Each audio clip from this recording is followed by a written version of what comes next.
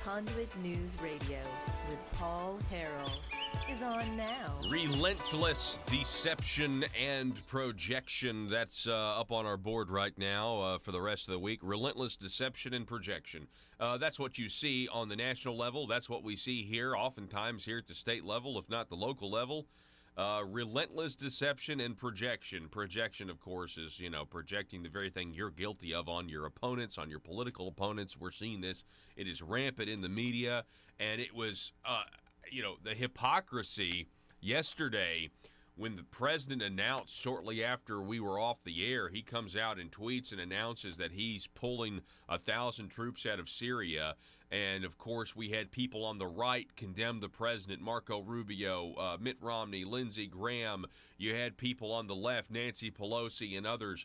And you know what I thought? If both of those sides are upset that can lock arms repeatedly and sing Kumbaya while we march into the Middle East over and over and over again, I couldn't help but think, well, that must be good for the American people.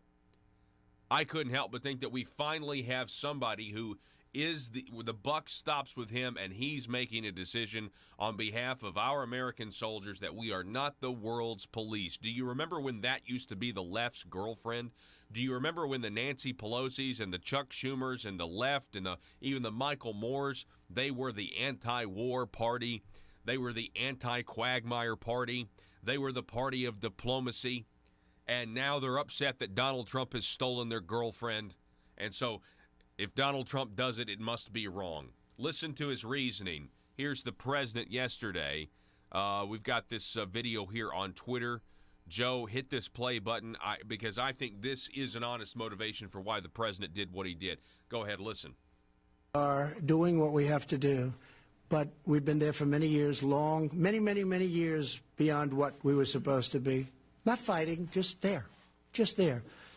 And it's time to come back home. But I can understand the other side of it. But if you go by the other side, that means we should never, ever come home. We should never, ever come home. And, I have to sign letters often to parents of young soldiers that were killed. And it's the hardest thing I have to do in this job. I hate it. Afghanistan. I signed one the other day, Iraq. Syria. They get blown up by mines. They get taken out by a sniper. And I have to write letters to people. And we make each letter different. Each person is different. And we make them personal, but no matter what you do, it's devastating. The parents will never be the same. The families will never be the same. People are killed. Many people are still being killed. It's going to go on that way for perhaps a long time. And we're willing to do what we have to do, but there has to be an end game. And if you stay, it's going to be the same thing. Eventually, you're going to have to leave. It's going to be the same thing. Stop.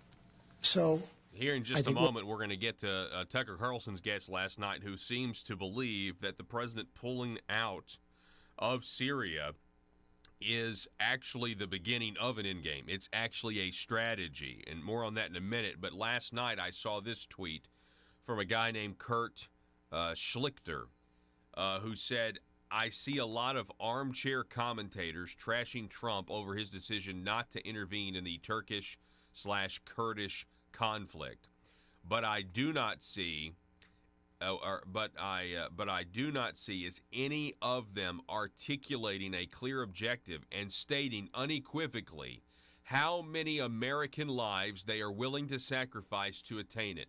So they don't even articulate what the end game is. And they also are not telling you how many of our soldiers are we willing to allow to die, and for what?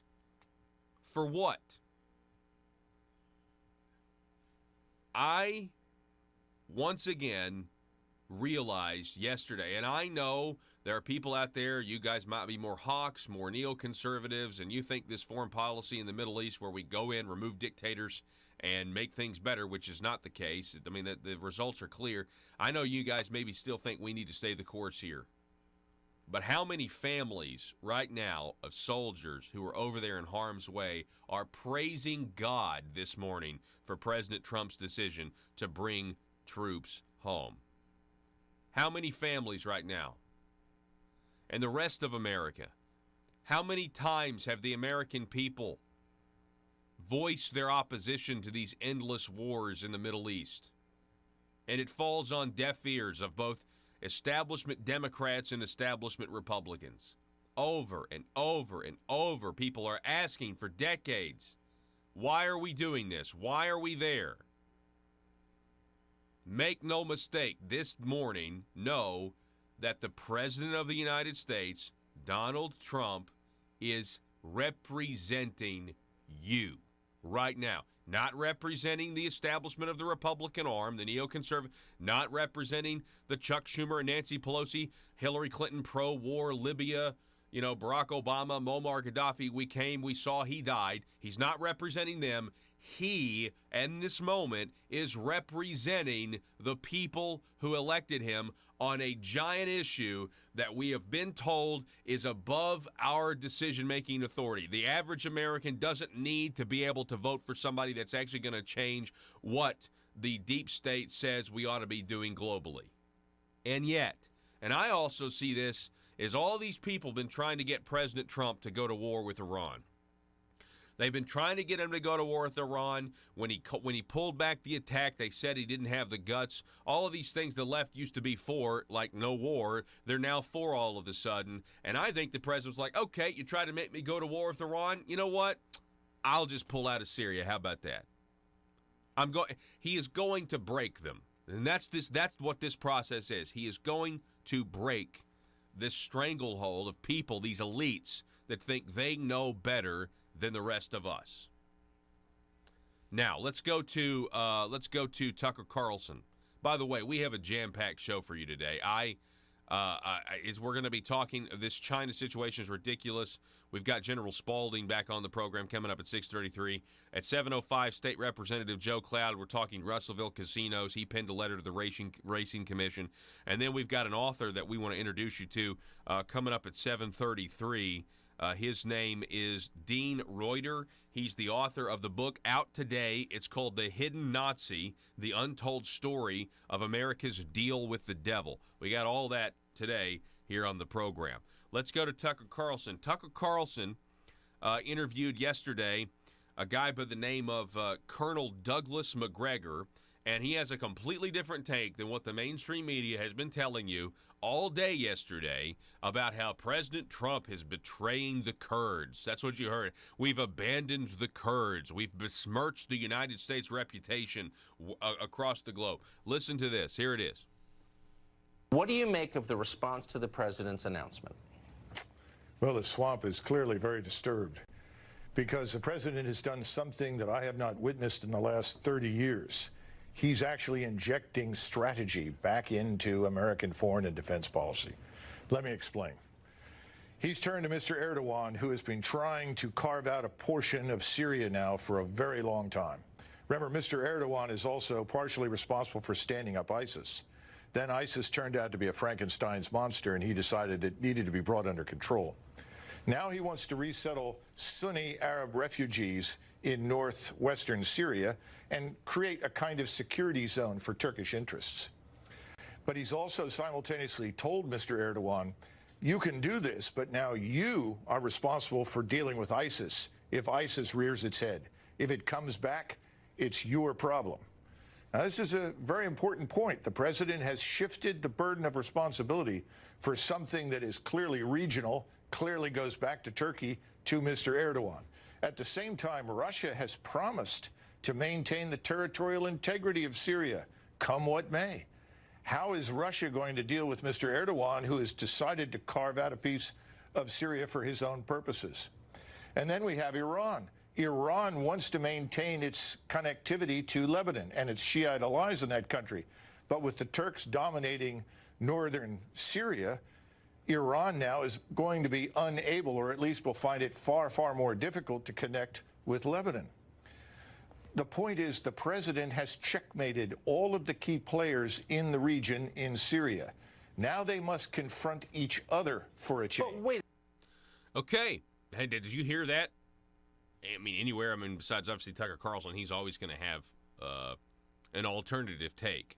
which I'm surprised he's still on Fox News, because the guests you have on the points that he makes are complete. I mean, they're just completely the opposite of what you normally hear. Scroll down in this tweet and get to this next video. Go ahead. Loop on television, which is are really our only allies in the world, the Kurds of Syria. What about them? Everybody on television basically spent 12 hours today in a kind of tribute to the Syrian Kurds.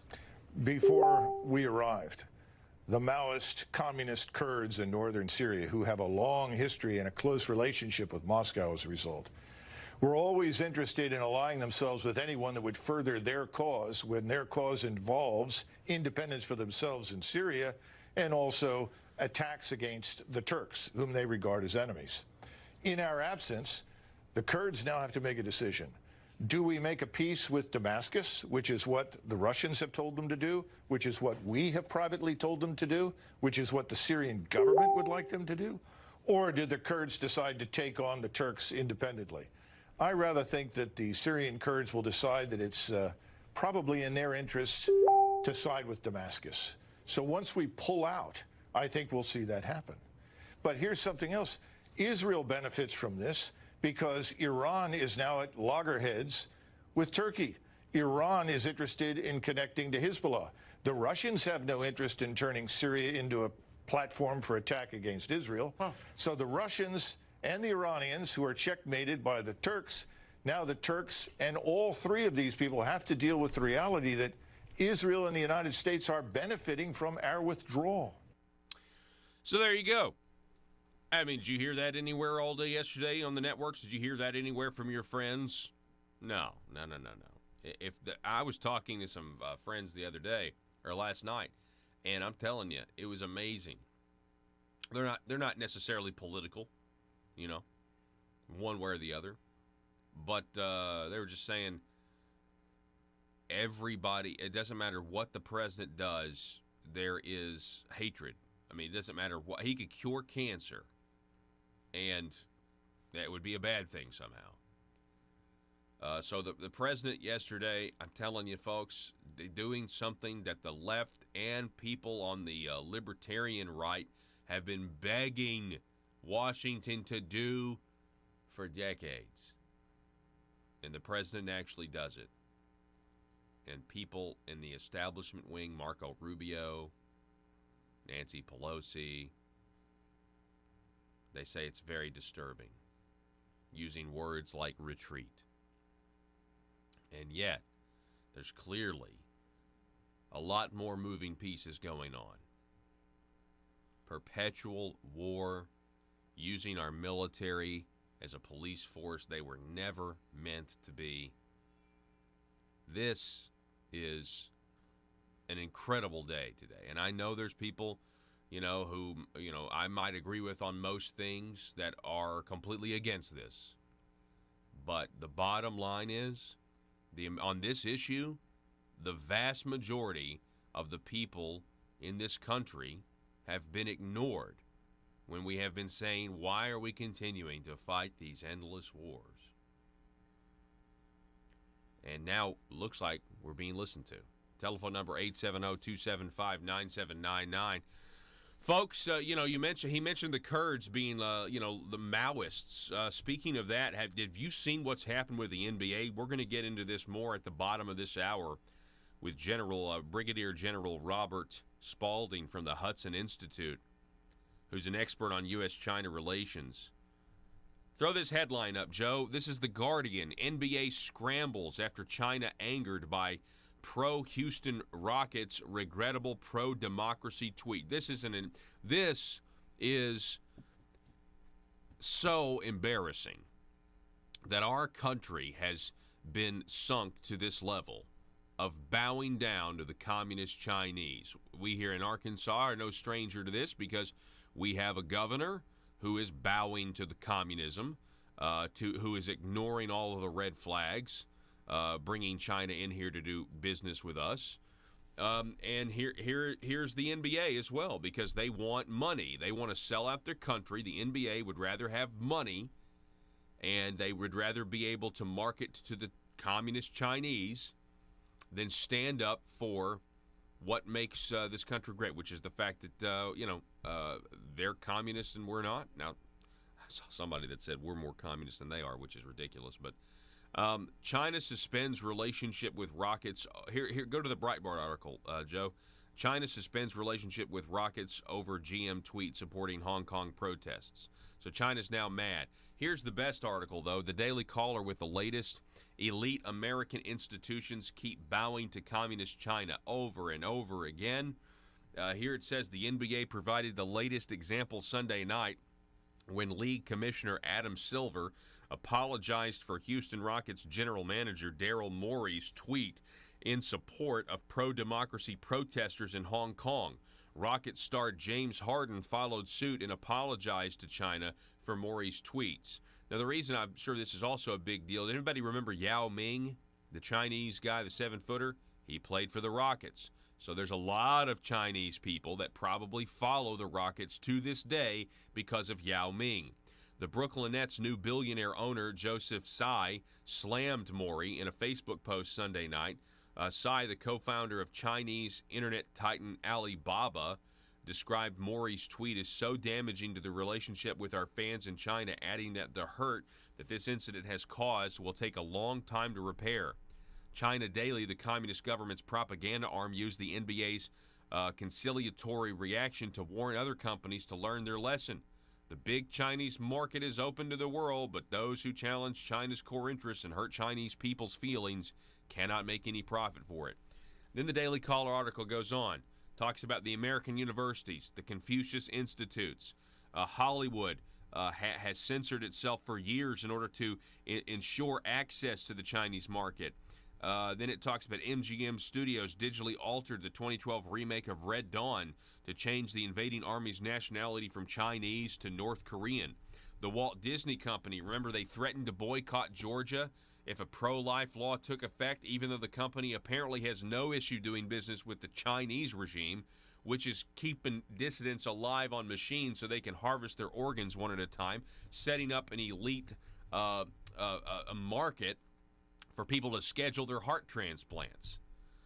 Then you've got athletic apparel. Nike pulled a shoe line from Chinese markets in June after the shoe's designer tweeted support for Hong Kong protesters.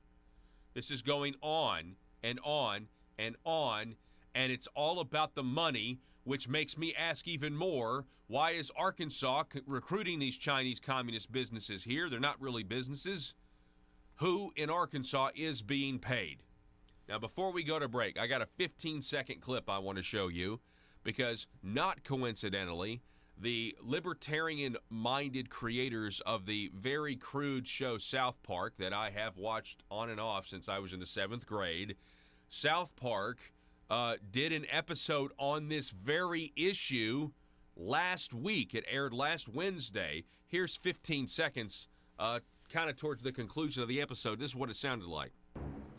I can't do it anymore, you guys. I can't even think with the Chinese government censoring everything I write.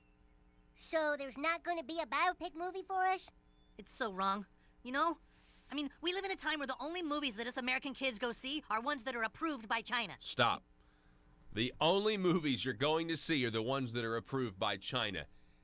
Matt Stone and Trey Parker are exactly right. Something is very, very wrong. We have been infiltrated, and we have an Arkansas establishment, the governor, the Economic Development Commission, who have also apparently been infiltrated. 6 Chinese communist companies are coming to Arkansas. Something's got to be done. These deals have to be stopped. We're going to take a break. Don't go anywhere.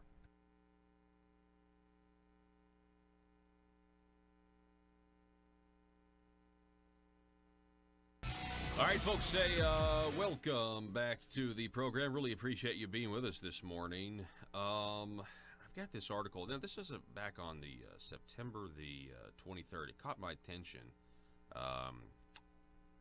Tom Sissom, bail program aids inmates, but jail's crowding persists. It's this New York-based nonprofit that apparently raises money locally. It's called the Bail Project. And let's see. Hi, I'm Aaron Tippett. During my career in the music business, I've met all kinds of people and made lots of really good friends. I know it can be hard to say no to your friends, but when it comes to drugs, there's no other way. Even prescription or over-the-counter drug abuse can prevent you from achieving your goals. So do yourself a favor when it comes to choosing whether or not to succumb to peer pressure. Say anyway, there are programs out there like this, from what I can tell, to try to kind of... In Arkansas, every single hour there is a politician not getting what they want. For some, it's an absolute nightmare. The sleepless nights wondering if progress will ever come. Lying awake pondering how to grow government in this political climate. Asking questions like, why don't my constituents want to pay a few cents more in taxes? Everyday politicians feel abused and neglected. These politicians are starving for power. They're hungry, confused, and they don't understand why no one seems to care. Will you be a patriot and commit today to help these poor, starved for power public officials? It's simple. All you have to do is commit to stay silent and never dissent or stand in the way of your politicians' rise to power. Never speak up or get engaged to stop the growth of government.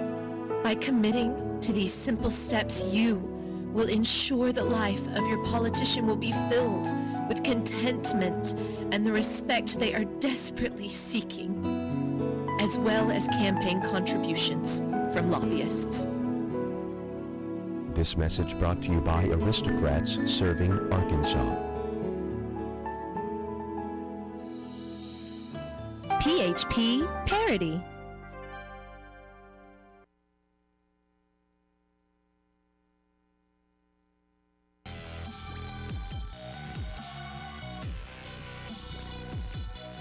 Need your daily news fix? Don't forget to tune in to Conduit News Radio with Paul Harrell. All right, tonight I'm going to be at the Melbourne Community Church in Izard County talking to the Republicans of Izard County. Really excited to be there. Just going to be really kind of going over the report that we have produced, Conduit for Commerce has produced in the wake of the 2019 legislative session. You know, the bills that made your taxes go down, the bills that made your taxes go up, and what's that equation equal? Does it equal? That's the main focus, really. We talk a lot about social issues. Matter of fact, Jerry Cox will be on the program tomorrow at 7:05 with Family Council. We got a lot of issues to talk about. Arkansas pro-life laws that are tied up in the 8th Circuit Court. We will be talking about that tomorrow. We're not, these presentations that I've been giving to these county Republican committees are not, they're not about some of the good social issues that we have, tackled. It's about economic issues. Does it grow government? Does it increase the size of government? Does it increase dependency on government? Does it spend money that we don't have? If there are laws that have done those things, we've scored them, and we're telling the folks about them. We're going to take a break. We're going to be right back with Brigadier General, retired U.S. Air Force, Robert Spalding. Don't go anywhere. Stop this recidivism that ends up happening. People can get trapped in a cycle, especially if they're low income. When they get prosecuted for misdemeanors and things like that. And so I wanted to bring in a Conduit legal analyst. His name is Joey Williams. Joey, it's always great to talk to you, sir. Welcome back to the program, sir. Thanks so much, Paul. It's great to be here. Yeah, so you authored a white paper on, it says reduction of waiver of carry fees in Arkansas misdemeanor courts. So you're kind of familiar with this system. What can you tell us about it? Yeah, sure. So during law school, I had the great privilege of working at the prosecutor's office here in Washington County. And during that experience, I learned that we kept seeing a lot of the same people come through the court system. And those people, I was in charge of the misdemeanor area, and those folks that were coming through were repeat people, Arkansans. And I noticed, and me and some other deputy prosecutors noticed that they were continuing to come through, and they were there because of not paying off their fines. We don't have a debtor's prison per se, but we kind of do. And it kind of inspired me to write a white paper, do some research on what the state pays and how much the state pays in taxes to keep these folks in the system, and what we can do to alleviate that number. It's a perfect time to talk about it, to be honest, because a lot of counties are talking about the expansion of jails, building bigger jails, and they're coming across this. They're hitting the brick wall. As a conservative, we don't want government to get bigger, because we do know when government does get bigger, our freedoms shrink, and that's what we believe here at Conduit. And they're talking about expanding these jails and raising taxes to do it, and that's what's so disturbing about this. And so, do you think there are reforms that could be made? I mean, I know there are in my neck of the woods, there are judges that were elected based on the idea, based on this platform of, hey, we got to do something about these repeat offenders that are getting caught in a cycle. So what does that cycle look like for folks? I mean, what could possibly end up happening? Somebody gets picked up for some misdemeanor. Sure. I mean, a lot of the misdemeanors, let's be very clear, a misdemeanor is the lowest offense in the criminal justice system. And you alluded earlier, you got a speeding ticket. I'm so surprised that you got a speeding ticket. And that's considered a misdemeanor. And a lot of folks that get speeding tickets, there's a lot of hardworking Arkansans that can't afford that speeding ticket all at once. So what happens, they appear in court, they set up a payment plan, and also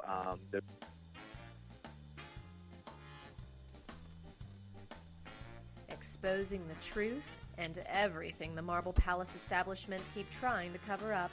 It's Conduit News Radio with Paul Harrell. All right, welcome back, ladies and gentlemen. So glad that you're with us this morning. Thanks for starting the beginning of your day with us here at the intersection of conservative ideas and reality. A few of these headlines we've already gone over. NBA is scrambling after China is angered by a pro-democracy tweet from the manager of the Houston Rockets. That's The Guardian, Breitbart.com. China suspends relationship with Rockets over GM tweet. The Daily Caller, they cite multiple U.S. industries. Elite American institutions keep bowing to communist China over and over again. It talks about the NBA. It also talks about Hollywood.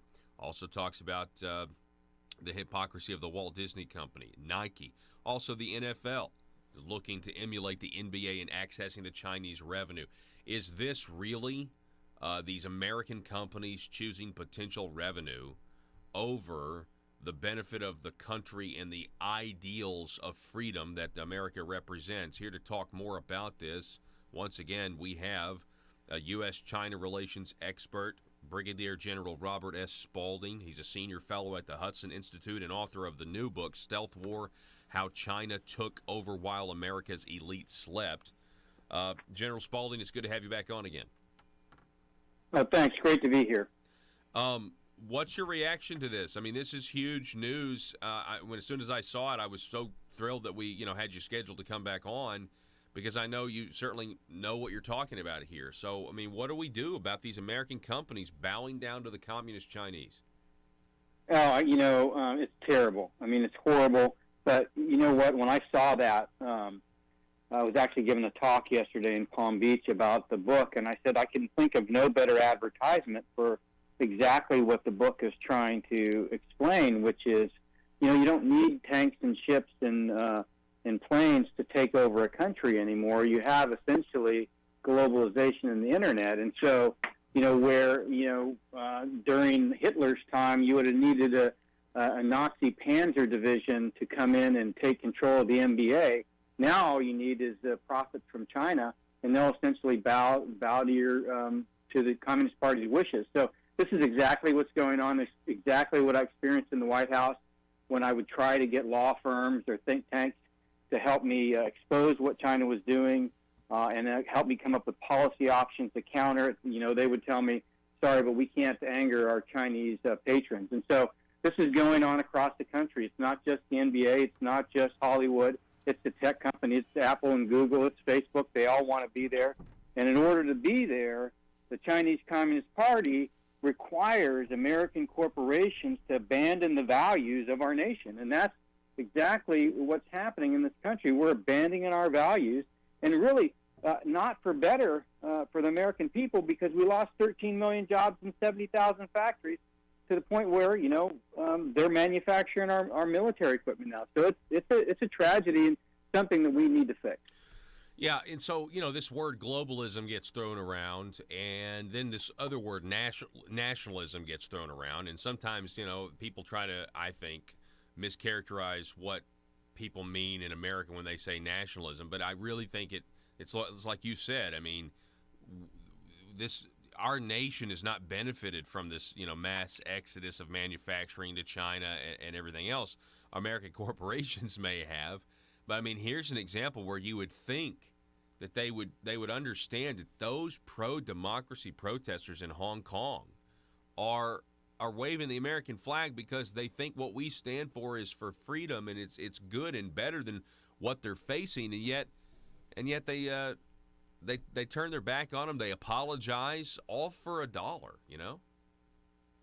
Yeah, and Americans are getting fired today for things that may anger the Chinese Communist Party, and the Communist Party turns around, calls the corporation, says, "Hey, just let go of that person and apologize," and they're doing it. And the manager of the Houston Rockets almost got fired because he stood up for what he believes as an American and supporting the people of Hong Kong. So, it is a tragedy. It is. You would expect more from this country, that we would stand up for our freedoms, and I think that's why. In 2014 at the Pentagon, when I started finally looking into this competition, working for the chairman, I realized this is the most dangerous existential threat to American freedom since, in our history, because, quite frankly, they don't come at us in a way that really demonstrates danger in the way that we would expect it to come. It's not Pearl Harbor or 9/11. It is a slow erosion of our freedoms for profit that, quite frankly, the elite benefit from, and the blue-collar class of America loses. Last week, in one of I think it was episode 2 of the season, South Park, the adult cartoon show, and I've watched it on and off since I was in the 7th grade. But the creators there are kind of libertarian-minded. They did an episode where they were lamenting that, kids today can't watch any movie that's not approved. The writing isn't approved by the Communist Chinese. Do you talk about that in your book, about how they've infiltrated Hollywood?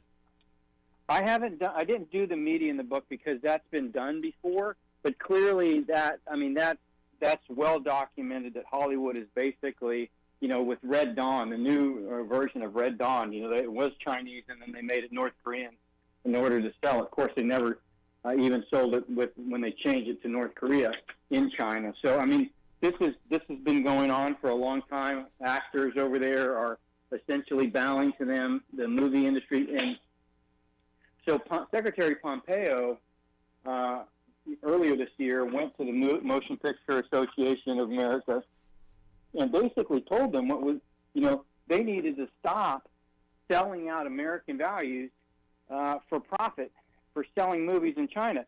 If you think about America's soft power, and that is the what is the allure of America, it's about our Constitution, it's about our freedom, and one of the representation of that has been our movie industry traditionally, and it's been quite popular. But we're walking away from what has been a mainstay of American power, which is our ability to stand up for our own principles.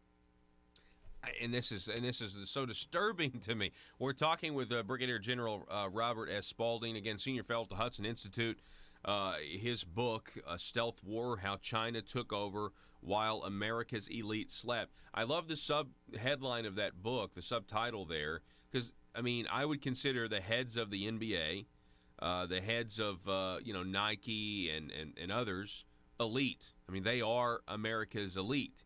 And in this case, maybe they're maybe they're not asleep, maybe they are, but I mean, they're just chasing this dollar. It's more profitable for them to go after this Chinese market. And I also want to reiterate that the Houston Rockets general manager tweeting this, it was probably a huge red flag to the NBA because of Yao Ming, who played for the Houston Rockets, who was Chinese and I think still lives in China now. He came over here and then went back. And so there's probably a lot of Chinese fans that are fans of Houston Rockets because Yao Ming was a successful, Chinese NBA star. But that's still no excuse, I mean, here we are, we're trying to bring back jobs to this country. We're in the middle, by the way, of a trade war with China that's incredibly justified, I think, because America's gotten the raw end of the deal for so long. Our foreign policy is shifting, and yet American companies, again, are bowing down to China. General Spalding, and I just don't know what to do about it. I mean, is there a solution out there, do you think? Yeah, there is, and quite frankly, it's any problem, requires a problem definition before you have a solution. And so my job at the White House, when I got there in 2017, right after the president was elected, was essentially to educate the staff there on what was going on. And because I really had a unique opportunity, having been at the Council on Foreign Relations and met a lot of the industry elite while there, and I took that network and experience to the Pentagon, where I was working on this from 2014 to 2016. So by the time I got to the White House, I had a good idea what was going on, and so it just was a matter of educating and advocating within the bureaucracy of the federal government what was going on. So the bureaucracy is beginning to adjust. What I recognized while there was that the American people needed to be made aware. There was no way I could do that and continue to move up the ranks in the Air Force. And so I voluntarily decided to retire from the Air Force in order to write this book and come out and educate. So we have to get aware. And after we're aware, we need to realize that we need to invest in our own country, in our own people, not in China. We're sending our retirement funds over there. This trade war, the tariffs have to be made permanent because they're never going to be an open economy.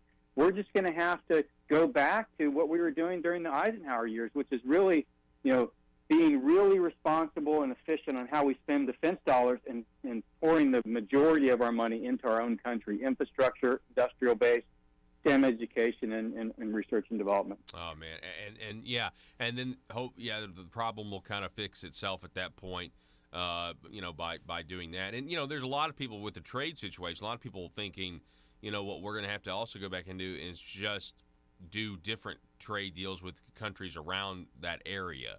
Right, with democracies. That's exactly right. Mm-hmm. Yeah, and I think that'll be a good thing.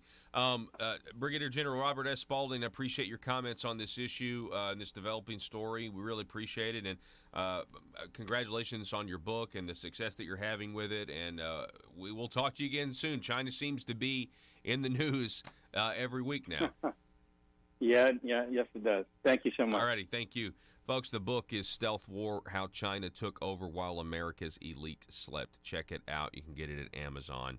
It's always good to talk to General Spalding. I think this is now the third or fourth week we've had him on. And doing this because, obviously, we also contrast what Arkansas is going through. We have a governor and an economic development commission trying to bring 6 different communist Chinese entities in here from the Shandong province. By the way, the Shandong province is also the same province that Carter Heavy Industries is located in, and that was the name that was in the Gmail email address where Hillary Clinton's emails were being forwarded to. There are so many red flags for why our leaders here in the state should not pursue. There's so many warning signs where they should not pursue these deals with the communist Chinese, yet they continue to. They've been on record saying they talk to their Chinese counterparts every day, trying to assure them. The governor's Department of Environmental Quality recently approved the air permit for down in Arkadelphia, which we've renamed Chinadelphia, where they're trying to do this biotechnology plant. There are so many warning signs, though. Okay, I mean, here's another one, just real quick. Let's see. Concentration camp survivors. China using forced sterilization, abortion for genocide. Women who have survived China's concentration camps for Muslim ethnic minorities reported widespread rape, forced abortions, forced sterilization, and other extreme sexual human rights atrocities in accounts published this weekend. Speaking to the Washington Post, the women echo the experiences of others who have escaped the estimated thousands of concentration camps built in Xinjiang, China's largest and westernmost province, to house Uyghur, Kazakh, and you'll have to forgive my pronunciation of these, but basically ethnic individuals. While survivors have dual citizenship to escape to neighboring Kazakhstan, the majority of the 1 to 3 million people trapped in the camps are believed to be Uyghurs. Others who have survived have been able to use their marital status to citizens of Pakistan and other neighboring countries to place pressure on Beijing to release them. I mean, and this goes on and on and on, and yet we're like, well, we can trust these people. Again, Congressman Rick Crawford from Arkansas's 1st Congressional District saying on Talk Business and Politics 2 weeks ago, you cannot trust the Chinese. They're not coming to Arkansas to help us. He's gone as far to say that it's a Trojan horse. He sits on the permanent Select House Intelligence Committee. Congressman Crawford does. So he knows a lot that he can't even say, I'm sure. Something's very wrong here. Very, very wrong. And you have to assume that somebody in Arkansas is making money because that's the way the Chinese operate everywhere else. You have to, right? I mean, why is the NBA bowing down to China? Well, they're bowing down to China because of money. Okay, why is the Motion Picture Association of America essentially now the Chinese government? They have to approve of the writing. They have to, they don't want to offend them. Why? Because of money. They're chasing money. I mean, let's assume, I really do think, as corrupt as some Arkansas politicians are, I mean, we've got a lot of these senators going to jail, lobbyists going to jail. By the way, Rusty Cranford's in the news this morning. He's trying to get out of jail. The lobbyists, the linchpin. But, I mean, I really think we do have politicians who are on the take. But let's say that or maybe not politicians, but there's somebody that's benefiting from this. Who stands to lose money if the Chinese don't come here? That's what I'd like to know. Because I mean, this is the way it goes down everywhere else they get involved in other governments, in foreign governments, foreign to them. So, but okay, let's assume that that's not happening. Let's assume that I'm wrong. Are we really, is it worth it? Like the principle of, well, no, we'll just treat Arkansas like it's, real estate to sell to the Chinese.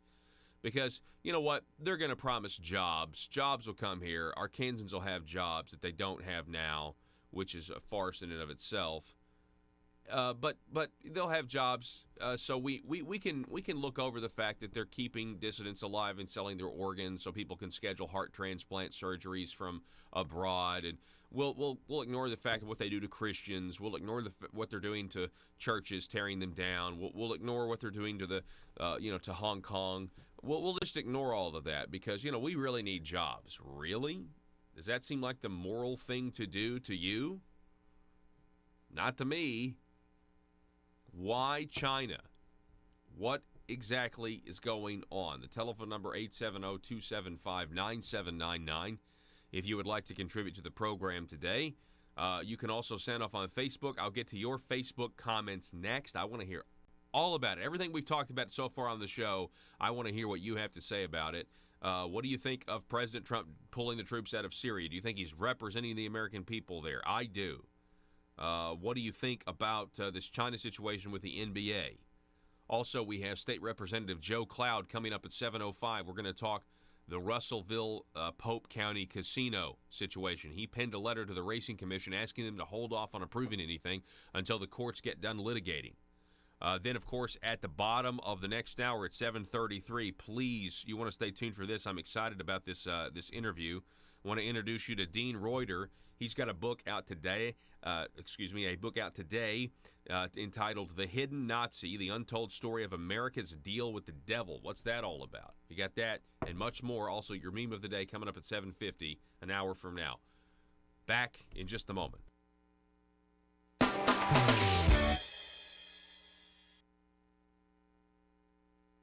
Folks, as a taxpayer or business owner, I know the government rarely gives the people a break. Big government politicians seem to always want more money from us, taxpayers. So if you want to support the work that we're doing here at Conduit News, bringing you the truth, then why not consider giving less money to the government that never stops overspending and overtaxing us by giving a tax-deductible donation to Conduit for Commerce, the premier organization in Arkansas that never stops promoting small business and limited government. Just go to conduitforcommerce.org and click on Support Our Cause. From there, you can decide if you want to donate monthly or one time.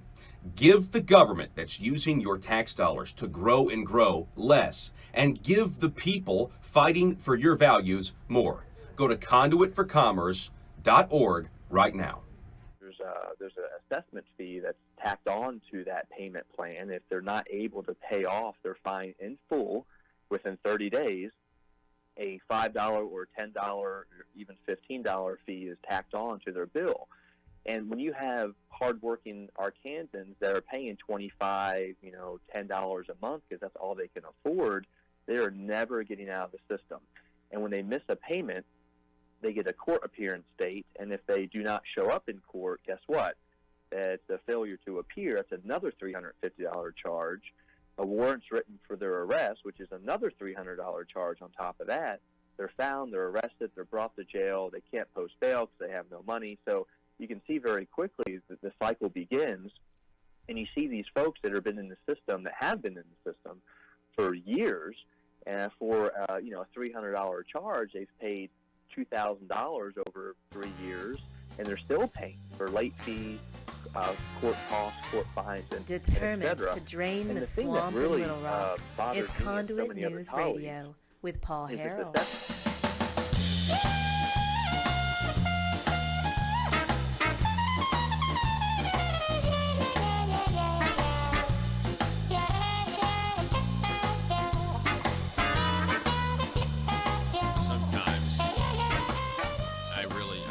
I can't stand social media sometimes. I don't know, but you guys ever get just totally burnt out with social media? Oh my goodness, I do too. Like just the constant need to check it or to keep it, it's like it takes a part of you sometimes. Anybody ever out there, you guys feel like sometimes it just like takes a part of you with itself, and you just got to put your phone down and just say, you know what, I got to go live my life for a second. Man. But we are broadcasting live on Facebook.com/Conduit News. If you would like, hypocrite much, if you would like to watch us do the show live, you can. Let's see here. Some of your comments about what we've been talking about. Dennis talking about the president. He's only removing a small part of the overall force. Why the violent reaction to that? Dennis says, let's see here. American socialists think their favorite sports teams were banned from TV. Yeah, Gene writing, what would all these new American socialists think if their favorite sports teams were banned from television? If you're just joining us, the NBA is bowing down to the communist Chinese, apologizing because some random manager of the Houston Rockets tweeted support for the Hong Kong protesters. And everybody is now backpedaling. And it is shameful. It's absolutely shameful. By the way, I don't know, is this true? Gene says only 500 million people watch the NBA? Like worldwide? The population of America is 300 million. I mean, I don't watch the NBA unless it's the playoffs. I'm going to be honest. And even if it's the playoffs, I'm probably not watching. You know what I mean? Like, you just catch the highlights on SportsCenter. It's just kind of like, I don't know. I mean, they're very talented and everything, but I'm just not an NBA kind of guy. I mean, I know some of you out there are. Let's see, what else do we have? Why didn't Arkansas use the added funds from the internet sales tax for the road/infrastructure instead of raising the gas and diesel tax? That's a really good question. Who said that? Nathan. Nathan? Yeah, there were 2 years ago that proposal was brought forth. They wanted to pass the internet sales tax and use it to fund roads, and the establishment down there said, no, we don't want you to have any authority over where the increased revenue goes. And now we're hearing from the establishment. We're hearing that there's no way to know how much increase of revenue is coming from the internet sales tax. Did you know that? There's no way to know how much revenue is coming from the internet sales tax. Is what we're hearing from the government. So, I mean, and that's a farce, by the way. I mean, like, come on. You really, I refuse to believe that. I refuse to believe that it's just something that was unknowable. I mean, they made predictions. I'm told now they just hired somebody to make a guess. They hired a guy to make a guess. Yeah, $38 million more. That was their estimate. It's going to be much higher than that. You and I both know that. I mean, think of how everybody shops on the internet nowadays. No, instead, they went ahead and passed the internet tax, and that's going to be more money to the government and your local communities as well. And they passed the gas tax on regular fuel and diesel. They did both. And, it is what it is. People think the roads, I mean, I want good roads. People thought we had to do something. They got money from general revenue a little bit. To pay for the roads, which is what a lot of people wanted, and a lot of people wanted money from the casinos. Some people thought this put us on a good trajectory. Some people thought that the roads were getting so bad they were going to be even more expensive. If you don't repair them now, they get even more expensive to fix later. I mean, these are all arguments that people bought when that they considered when they passed this tax increase. But you want to know the bottom line is the reason the legislature passed it is because this is this crisis that was manufactured and given to them. Because even, and I'm going to be honest here, even legislators, even though I fault them for their yes vote for raising our taxes, even the legislators that voted yes, not all of them, but some of the legislators that voted yes did so because they knew that the leadership, Asa Hutchinson, would never allow the government to take less money, do without here, cut here, and use the money. You know what I'm saying? Like they knew that would never happen. That there's not going to be any actual fiscal conservatism going on, and they knew that. And so they're like, well, this is the leadership we got. There's not enough political will to try to override what the governor wants budgetarily, even though constitutionally it lies with the legislature. And they just said, you know what, that's fine. Well, we're going to go ahead. We're going to pass the tax. They were, I'm not going to say forced to do it, but they ended up kind of just making a calculation of, you know what, we got casino money and we got general revenue money. We've been trying to get that for 4 years, and we finally got it. So they took that as the win. Now, I don't think that's winning, but some people do. In the meantime, we're paying more at the pump. So, we are going to be taking a break. We're going to be right back with State Representative Joe Cloud, and we're going to talk what's going on in Pope County, what's going on in Russellville. Joe Cloud penned a letter to the Racing Commission. We'll have him talk about what that said next. Broadcasting from the Baker Implement Studios. Baker Implement, serving you with 11 convenient locations. This is News Talk 101.3 FM and 12:30 AM KBTM Jonesboro. Fee that's tacked on to their bill at the end of the month. This was extremely disturbing because if they're trying their hardest to pay off this bill, this fine, they're never making leeway. Yeah, and the incentive here, let's be honest, is one where, obviously we all want a strong judiciary. We want people, to obey the law and everything else. But come on, we know that these, like you said, are misdemeanors, and we know that the incentive here could be perverse. if we're talking about something that can't pay a speeding ticket, or let's say they get a DWI or whatever the case may be, if you're not going to be able to pay that, it's probably because you're on the lower end of the socioeconomic scale, and so then you put people in these vicious cycles, and they miss a payment, then they get picked up, then they lose their job because you're going to go to jail. You're going to go like a mandatory amount of time to go to jail. You lose your job, but then you get out of jail, you still have to pay all this money to the government. So they have an incentive here because it's kind of a cash cow, right? Oh, absolutely, and it's another way for government to get bigger. There's our police officers are great, and you touched on that earlier. You have a police officer that's ordered to stand, at an exit to stop people for speeding. We need police officers to monitor the roads, but it comes down to the fact that our judicial system within the state needs to look at how many people are being jailed. What's really bothering, that assessment fee, Paul. We looked into, during my research, where that actually goes. And half of that fee, that $10, that $15 is tacked on at the end of the month, goes to the Administration of Justice Fund. And the Administration of Justice Fund is only there to monitor the fees, fines, and costs of courts. And the other half goes back to that county, that city, for a very strict fund for their technology fees. Now, looking into every county, each county has thousands upon thousands of dollars in this fund that they only use maybe $2,000 or $3,000 every 3 or 4 years to update their computers. So this fund keeps growing, and it's what government gets bigger from this, and it's a huge issue. And also during the research that we did back in 2017. The U.S. Department of Justice came out with a great paper on some stats on what kind of folks are in jail. In the county and city at that time, there are about 745,000 inmates that are jailed locally.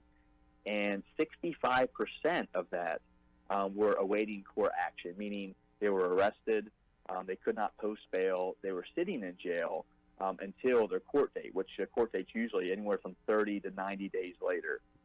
So with this talk of expanding the jails, we very well may need to do that in some areas, but I think it's very important to look at the local level and understand some of these statistics and try to get some sort of mechanism in place with the bail system and keep folks out of jail that really don't belong there to begin with. Yeah, and I agree. I think that is contributing for sure to this, overcrowding of the jail. And their answer is to, okay, well, we need to pass more taxes and build a bigger jail. Or that's one idea that I think is a bad idea. Likewise, it's a complicated situation though, because going back to this article here, talk about the former circuit judge in Benton County, John Comstock, said the county should explore pre-arrest diversion programs that give law enforcement agencies options other than arrests for people who may have committed certain types of nonviolent crimes. As one example, he pointed to the adoption of sobering centers in other jurisdictions to handle public intoxication offenders. So instead of getting arrested for public intox, you go to a sobering center and you don't actually, and they wait, make sure you're okay, you're not going to hurt yourself, and then you go about your way. Now, to some people, that's going to be like, really? If it's against the law, you got to go to jail. But and on the other hand,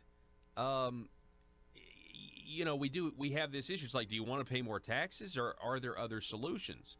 Not to mention the fact, they have made the penalties for intoxication or driving while drunk, very, very steep, mandatory penalties, and yet the amount of people, decreasing people who are drinking while driving or whatever, it's pretty much plateaued. There's still a certain amount of people that just continue to do it. You know what I mean? Exactly. Go ahead. I'm sorry, respond. No, that's a great point, Paul.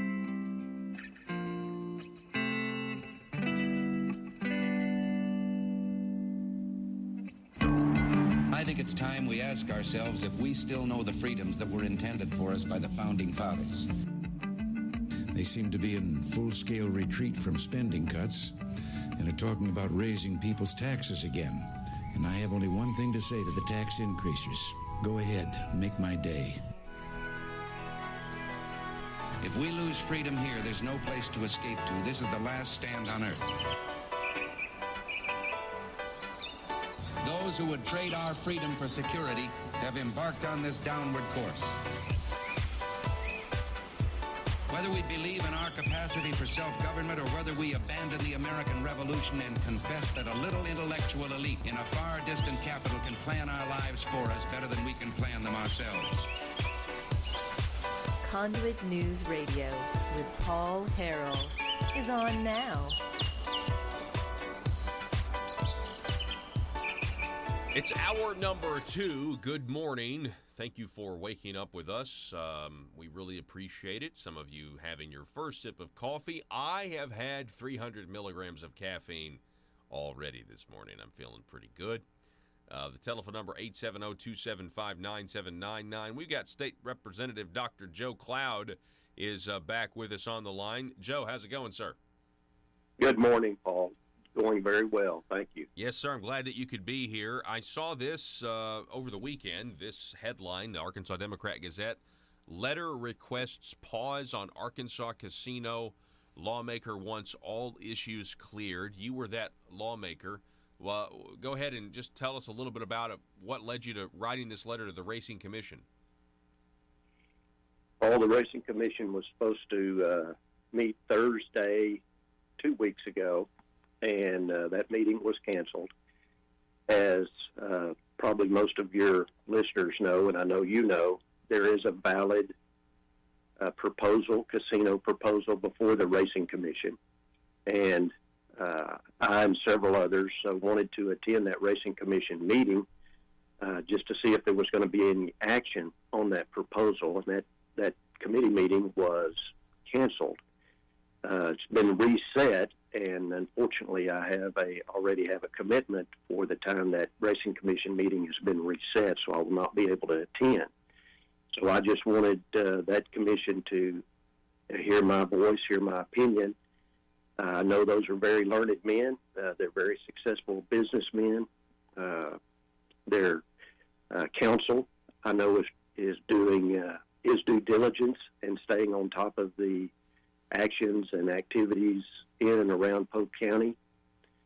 So I really have confidence in those gentlemen that they're informed, but I just wanted them to know, please, this is not just cut and dried in Polk County. It's a tremendously divisive issue, and just please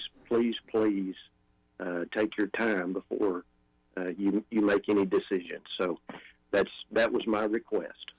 Well, I mean, I think the people of Polk County, certainly the ones that kind of feel this thing is moving too fast, and it's in the courts. Can you talk a little bit about the fact that there is some judicial action, and you were asking the Racing Commission to maybe slow down and wait for this to play out in the courts before they make a decision. Why is that? Yes, sir. There's my understanding, and my caveat here, Paul, is I'm not an attorney, but I've talked to a lot of attorneys, and a lot of attorneys have talked to me on this issue. And if I can be a little tongue-in-cheek, this is not totally untrue, but it's meant to be tongue-in-cheek. If you talk to 5 attorneys, you get 8 opinions, and the other 3 say they just don't know. Yeah. So that's kind of what I tell people. It's a real conundrum. But in answer to your question, of course, the Gulf Side Partnership is involved, and then there are private lawsuits pending. There's requests or actions that are being looked at by the Ethics Commission, the state prosecutor. So there's a lot of that out there. Yep. And the truth is, we don't know what we don't know at this point. I think, if I talk to one side or one side talks to me, it's clear cut. These issues have no merit. They have no grounds. And then I talk to the other side, or the other side talks to me, and that's absolutely not true. Yeah. And so that's why I'm not a lawyer, and most of us aren't. We need to let the courts decide on this, and I think the sooner the courts decide, the better off we'll all be. Yeah. I'm quoting from the Arkansas Democrat Gazette. We're talking with Dr. Joe Cloud, state representative for District 71. They write, a state representative asked the Arkansas Racing Commission to hold off on awarding a casino license in Pope County until all lawsuits and investigations are completed, saying any license would be, quote, tainted by corrupt activities. Now, I'm sure you got some phone calls about that, didn't you? You're absolutely correct. And if I might, let me give you the correct wording of my letter. It says, any other application you may receive is potentially tainted by corrupt activities. So to me, Paul, that word potentially is huge, because I just, in complete candor, they left that out of their reporting, didn't they? Well, it's out of the top part of the article, but it's down in kind of the body of the article. I believe she put that in there. Okay. But that word is in my actual letter. And the reason I want to make that point, Paul, is because I've got great friends on both sides of this issue. And I'm not trying to throw anybody under the bus. I'm not trying to cast aspersions. I just want the truth to come out. I want to let the courts do their duty. So, yeah, there are allegations out there. Are they true? I do not know. That is for the courts to decide at this point. So, like allegations like secret meetings and things like that? Yes. Okay. Yes. Okay. Well, let me ask you this. I know you got friends on both sides of this issue. I can respect that, especially when you're talking about local issues. It can kind of get a little touchy. But do you think this whole thing, the way this has been done, I mean, I live in Craighead County. I voted against the Amendment 100. But, I mean, I could have voted for it, and I would have been essentially telling Pope County when they were against it. But, no, we need to put a casino in Pope County. I mean, that doesn't seem right to me. Well, it's not right, Paul. It's absolutely not right.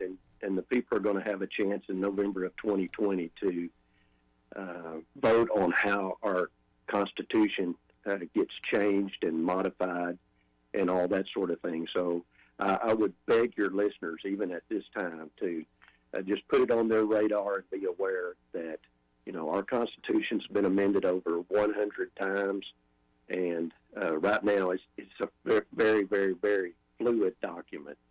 And they will have the chance to change that. But, yes, sir, 54% of Arkansans voted for Issue 4 back in November of 2018. And now it's the law. And I've even talked to the crafters of Issue 4, had spent many hours with those two gentlemen, and frankly, they'll tell you we're really kind of astounded and surprised that everything that we put out there, we got. So now it is part of our Constitution. Yes, sir.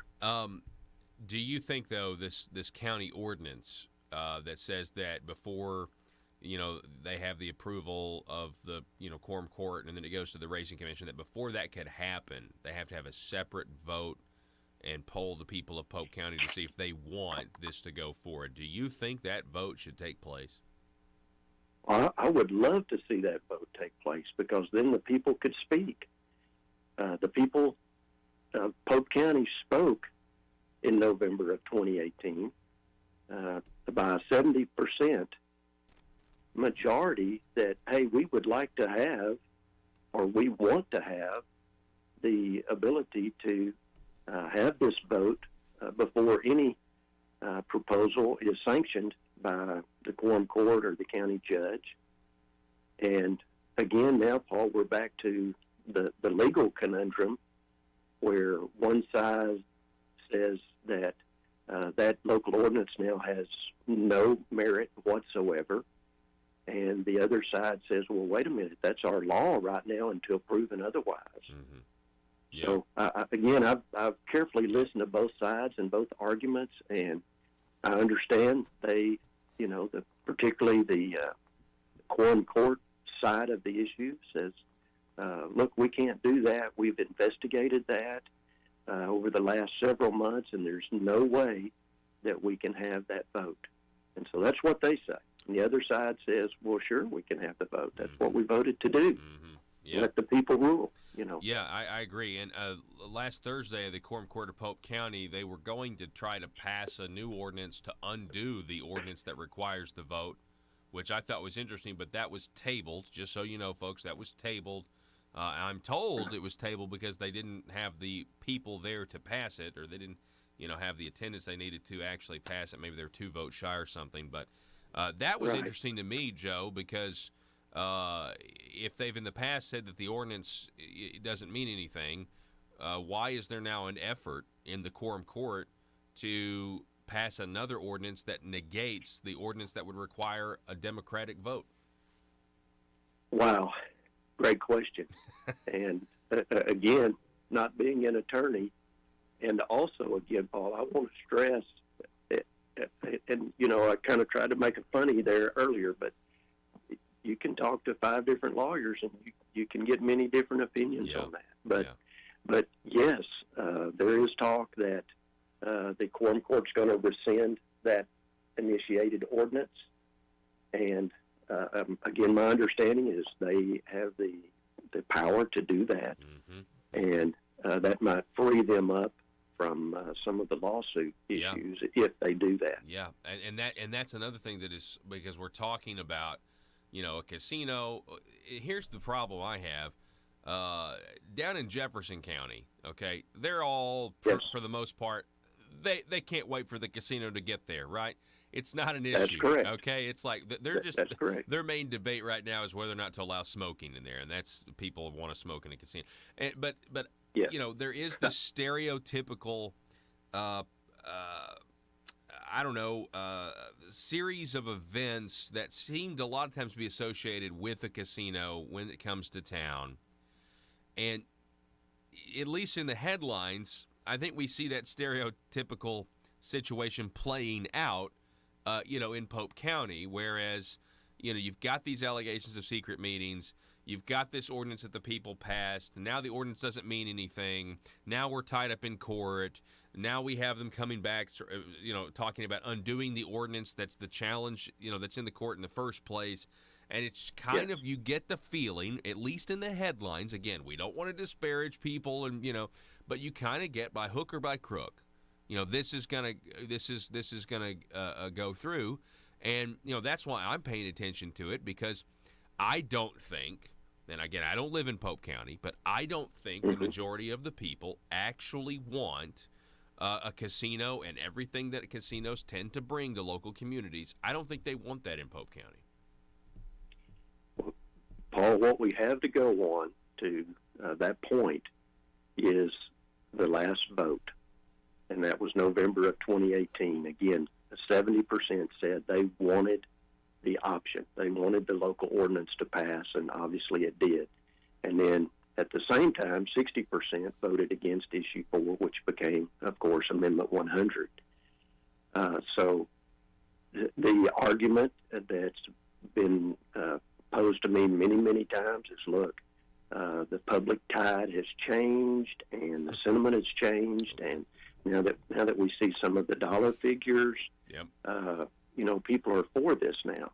And you can say one thing and I can say one thing, but the fact is the people have voted, and as a representative of the people, I can't just go on innuendo or your assumption or my assumption, and until the people get to vote again. You can tell me all day the majority's now for this, but I just can't act on that until the people, if the people were allowed to vote. Yeah, I think you're exactly right. State Representative Joe Cloud, thank you for writing this letter to the Racing Commission and giving your opinion, because I think it certainly is helping your district. I think it's helping the people that elected you by giving voice to this, giving your opinion on what's going on. And I wish you the best, sir. Thanks for coming on and spending some time with us this morning. Thank you for the opportunity, Paul. Regnant populace. That's right. Absolutely. Folks, Dr. Joe Cloud, everybody, we're going to have a little smaller YouTube video. We're going to put it up on our YouTube channel. You need to subscribe and click the little bell to receive notifications. And share this video, especially those of you in Pope County. Share this video of Dr. Cloud on the program so that we can, get more people the facts about what's going on in their local communities. The telephone number, 870-275-9799. Thank you, everybody in Russellville listening right now. We really appreciate it. Don't go anywhere. Back in just a moment. And I think if you look at county by county in our state, there's no consistency across the board. I can tell you by firsthand experience, I've sat in courts in very small towns where somebody was across the center line, a kid, he was still in college locally, and he was charged $800 for crossing the center line. And they were maxed out every charge possible because at the end of the day, that money goes where? Right back to the county. They want to maximize those fees, fines, and costs. They want to get that money back into the county to increase that local government. It's just a never-ending machine. And every county is different. And I don't know, we don't really have a solution. I'm not going to talk about a solution to this because it's so complex, but I think it's very important as a conservative not to just say, okay, let's pay more taxes to expand the jail because every criminal has to pay. And I, as a conservative, I believe that. But the question is, how much should they pay for how long? Yeah, I think that's the real issue here is, how much money are we talking about? Let's face Some it, of these fines times are be tough for the reduced? Arkansas Should it General be Assembly. more, They're all waiting for the spotlight exposing public manageable for corruption to them. end, so they won't be under so much scrutiny. And during this time, what if you're a legislator and you need money? What if you're slapped with a huge expense? What if your check for consultant services is late this month? Or maybe you just need extra cash now until payday. When that happens, you can't wait. Hi, I'm Bobby Blackmail for the Arkansas Intra-Legislator Bank, your trusted source to over 135 lenders to get you short-term cash fast. Use the Arkansas Intra-Legislator Bank today, and you can have up to $12,500 cash in your checking account tomorrow. Dried up bribes no longer coming from Medicaid entities? Handled. Extra cash until your hopeful acquittal? Done. And you'll be surprised at how easy it is to get extra cash. Just be an elected official and be comfortable with the status quo, and we'll connect you with a fellow legislator who is ready to loan. It's quick and easy. And don't worry if you can't make the payments, because the Arkansas Intra-Legislator Bank is designed to help you get through these tough economic times. There are other ways you can pay off your debt, like by voting the way the establishment wants, or by rewarding some with committee chairmanships. So forget about overdraft fees and the spirit of covetousness that sometimes overwhelms the best of lawmakers. Just remember, the Arkansas Intra-Legislator Bank for short-term cash between colleagues when you need it fast. Some transactions have long-term consequences. Paul Harrell, parody.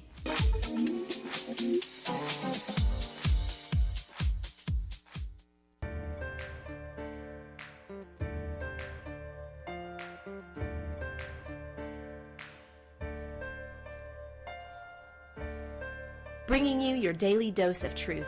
It's Conduit News Radio with Paul Harrell. I have to say, coming up, you do not want to miss. I'm really excited about our next interview. Coming up at 7:33, Dean Reuter, who is the author of The Hidden Nazi, The Untold Story of America's Deal with the Devil. What's it about? Well, I mean, we'll let Dean tell you a little bit about it, but it centers around a guy by the name in the Nazi government, General Hans Kammler, who was essentially supervising Werner von Braun and was responsible for the construction of Hitler's slave labor sites and concentration camps. And yet he wound up in America under U.S. custody. So we're going to talk to the author here, Dean Reuter, about this and this book. It is out today on Amazon, available now. Wasn't out yesterday, but it's out today, and we're interviewing the author. We're really excited to do this. So we've got that for you. Also, has anyone noticed the headlines? I have to talk about this just briefly. You'll have to forgive me. I am not a fan generally of these movies that give these background stories on these villains. Like, for example, my favorite Disney movie growing up was Sleeping Beauty. I just loved it as a young kid. I mean, I would watch it all the time, And arguably the most evil character Disney's ever created is this Maleficent. And then they make this movie about Maleficent. And I don't know if you know this. I went and saw it. I mean, I read reviews about how, but it's apologizing for I kid you not, this is in the movie. Maleficent became Maleficent because she was with a man who broke her heart and stole her wings, and that's what made her the most evil Disney character in the entire. Like, give me a break. It's just apologizing, and it's just people just don't want to admit that there is evil in the world. So that brings me to this movie, The Joker, and I guess you could make the argument that they're going into the psychological conditions that created the Joker, but still, it's kind of weird. It's just weird that we're kind of obsessed, or we want to make a reason for why somebody is evil, or why somebody turns into a mass murderer and everything else. And so I'm not really thrilled to see the Joker, and I may not see it. I'm certainly not going to go to the theaters and see it. But Joaquin Phoenix plays this supposedly standalone Joker movie. Just going to tell everybody, about how this guy, and the media is begging, they are begging some white guy to dress up like the Joker and go kill people.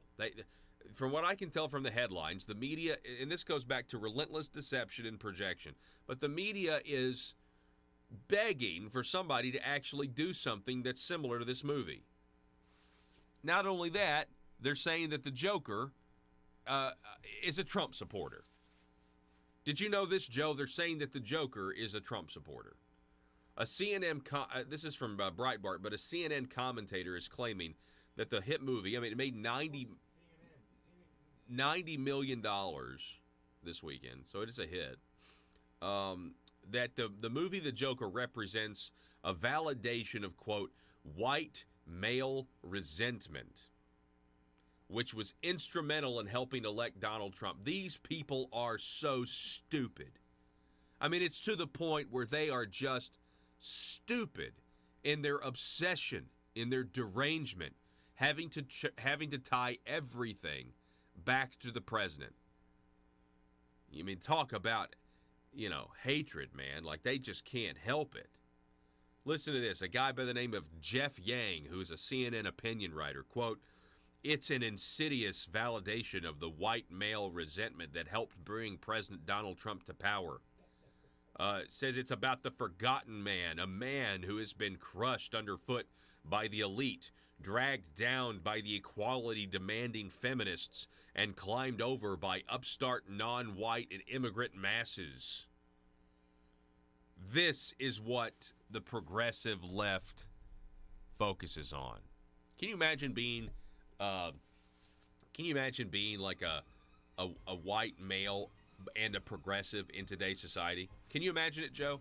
Like, if you were a white male and like a hardcore progressive, like you just would have like the lowest opinion of yourself ever. You know what I mean? Well, my opinion really doesn't matter. It really doesn't. You can't listen to what I say. Sorry, excuse me. Sorry, you can't listen to what I say because I'm white and I'm a man. And I'm a man. I mean, my gender and everything. So I'm sorry. Who wants to live life like that, man? Remember when the left used to stand for freedom, like in the classical liberal sense? Like they actually kind of were like, live and let live, man. No, not anymore. Now it's think like I think. You get caught in this cycle. And deviate one iota, then we got to come after you. You're no longer irrelevant. Your opinion doesn't matter. You get caught in this cycle, and it does contribute to the overcrowding of the jails. And at some point, it's the government really, victimizing a certain sector of socioeconomic. I mean, and it's the left always accuses those of us on the right of not having compassion or anything else, but that's certainly not the case here. I mean, this is a quote from the paper you wrote. "The carry fee disproportionately impacts the indigent and socioeconomically depressed populations Over the last three decades, court fines and associated fees have increased dramatically across the nation. The carry fee in district courts is just an example of one of those fees. The inability to pay fines in their entirety ought not be subjugated by additional fines. I mean, I think that's reasonable at this point, don't you, Joey? Obviously, you. I sure do. Absolutely. That's what I personally believe, and my colleagues that did the research with me believe as well. And I had the great honor to, like I said, to work in Washington County, and I had the chance to meet with so many judges and clerks in 5 different courts, and they solved this problem firsthand. And these clerks, the research that we did showed that it cost Arkansans so much money locally to just keep track of these folks for years and years. And I was able to really pull some files of the folks that were paying for years on, $1,000 fine. They paid $3,000 in 4 years. They still owe $1,200. And to look at them and say, listen, you did your time, you paid the fine, you paid the price for your penalty, and we're going to cross you off the list. You're good to go. Good luck to you and your family. You're trying to get ahead. I mean, these are hard-working Arkansans, and it's just in the lower social economic structure of our state, and it's just not fair to keep these people down. And at the end of the day, Paul, it just makes government bigger, and that's the goal of these local governments. Anytime you have anything to do with government, their goal is to maintain power and to grow, and this is just one of many ways they continue to do that. Wow. Conduit legal analyst Joey Williams, we appreciate it, sir. It's always great to talk to you. Thanks for speaking some truth this morning. Hey, thanks, Paul. I definitely appreciate being on the show. And to those of you that are listening, if you want to learn more about Conduit and even help support us, please visit www.conduitforcommerce.org. We appreciate everything you do, Paul. Thank you. All righty. Hey, thank you, Joe. I appreciate that. That's conduitforcommerce.org, folks. I mean, you've seen the ads, you hear the ads played.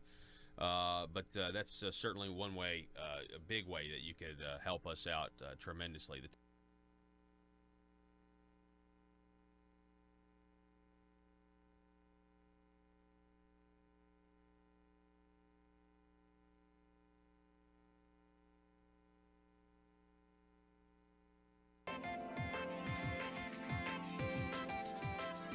Conduit News Radio with Paul Harrell is building a liberty machine.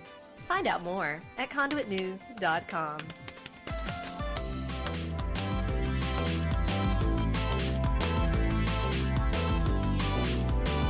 Ladies and gentlemen, welcome back to the program. Yeah, so there's a new book that's out today. You can buy it right now at Amazon.com. The title of the book is The Hidden Nazi, The Untold Story of America's Deal with the Devil. I mean, the title sounds intriguing, doesn't it? The author's name is Dean Reuter, and he's on the line with us right now. Dean, welcome to the program. Good morning, Paul. It's great to be with you. Yes, sir. Glad that you're with us. So, what made you want to write this book, sir? Well, a dozen years or so ago, a gentleman I've known since college for 30 years approached me because he had been doing some research on World War II. And in doing that research, he came upon one particularly despicable character. He continued to do research, trying to hunt this guy down, found another researcher in a World War II forum online, Dr. Colm Lowry, and wanted to share information with each other, research. So he approached me as a lawyer and a friend to write a collaboration agreement so they could share that information without betraying each other. That was Keith Chester and Dr. Colm Lowry, my two researchers and co-authors. And once I did that, they started sharing information with me bit by bit about this one particular character who's just has outsized power during the war and outsized malevolence, and yet had been unexamined by history. I mean, it says here on the Amazon page, the worst Nazi war criminal you've ever heard of. And what's his name? His name is Hans Kammler. He was an Obergruppenführer, meaning the equivalent of General George Patton in terms of rank, the highest commissioned rank in the SS, the dreaded Schutzstaffel of the German Nazi army. That was his rank, the only person elevated to that rank during the final year of the war. That's how he excelled during that final year of the war. What are some of the atrocities he committed in Germany? Well, I mean, most of your listeners probably have heard about the Holocaust, of course. What they don't know, and what's revealed in the book, The Hidden Nazi, is that Kammler played a critical role in that. Now, before the war and in the early parts of the war, he was involved. His profession is an architect and an engineer with degrees in both, including a PhD. His early projects were pretty benign civil engineering projects, but once the Holocaust got going, it was Hans Kammler who picked the site of Auschwitz as the big expanded camp. He's then the guy who, as an architect, laid out the metes and bounds, the perimeter fence, all the buildings, the infrastructure, the sanitation, such as it was, the railways, the roadways. Then he went on to design the basic standard concentration camp barracks. We got a document, a blueprint with his signature at the bottom, with the number of occupants, 550, which would have been horrible, a very high number of people jammed into one building. That number stricken through, and 774 is written in. So Whoa. with the stroke of a pen, he increases human misery in that building, that standard barracks, by 30%. Grief. And from there, he went on to create, design, and install the gas chambers and the ovens. And I don't mean just from the safety of a bureaucratic distance. He was a hands-on operator. He would show up at not just Auschwitz, but many of the other camps weekly, demanding changes, barking orders. There's one instance where he eventually was in charge of German weapons, secret weapons. There's one instance where he suspected sabotage on the assembly line by slaves. And his remedy then was to order the public hanging of 30 of these slaves as an example to others. This guy was the worst of the worst. Madman. War criminal. Yeah. So the book, we're talking with Dean Reuter. The book out today, The Hidden Nazi: The Untold Story of America's Deal with the Devil. So, how come we've never heard of General Hans Kammler? That's a great question. We've never heard of him because at the end of the war, this is May 1945, he ends up in Prague at a secret weapons site where he's checking some things. The war's collapsing. Germany's collapsing. He gets trapped, and according to his driver, he walks off into the woods and shoots and kills himself.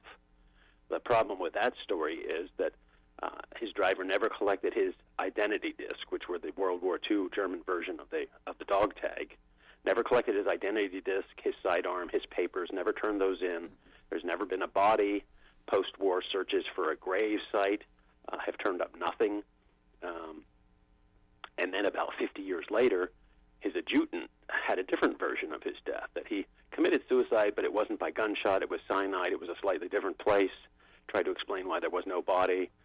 And then a third version of his death emerged. And that's one of the things that got my co-authors, Keith Chester and Colm Lowry, interested in writing The Hidden Nazi, because they're these incompatible versions of this madman's death. And we kept digging and digging and digging, and we discovered that he didn't die at the end of the war. But nobody looked for him because everybody presumed him dead. We were in touch with, your listeners might have heard of the Department of Justice Office of Special Investigation. That's our Nazi hunters. They didn't look for him. We were in touch with them. We were in touch with the Mossad, the Israeli experts. We were in touch with the Wiesenthal Center. Nobody looked for him because they all bought into the suicide story. So, did you guys uncover what happened to him? I mean, where did he end up? We do. It's laid out in The Hidden Nazi. I mentioned that he didn't commit suicide, as everyone had, as history would have us believe. Rather, he surrendered to the U.S. Army, secret weapons, including the Vengeance weapons. The Vengeance weapons are the V-1 and V-2 rockets, which were vastly superior to anything the Americans had or any of the Western Allies had. And we believe, and we lay out a very good case, we think, in the book The Hidden Nazi, that he surrendered himself and the U.S. and the rocket team, which became the U.S. rocket team, in exchange for his life to try and rehabilitate his career. And we've got documents proving all of this. So, I mean, the subtitle here, The Untold Story of America's Deal with the Devil. I mean, so this guy, madman, war criminal, talk about Werner von Braun. Where does he play in all this? Well, Werner von Braun, so Kemmler, the main subject of our story was an engineer and an architect. He was not a rocket scientist. Germany's main rocket scientist was Wernher von Braun, and most people know that he came to the United States at the end of the war, along with a couple hundred other rocket scientists from this team. You don't imagine that these rockets were being assembled by 5 or 6 guys in a garage. This was a team of thousands of people working at different sites to build an unbelievably complex set of rockets. But von Braun came to the United States after the war.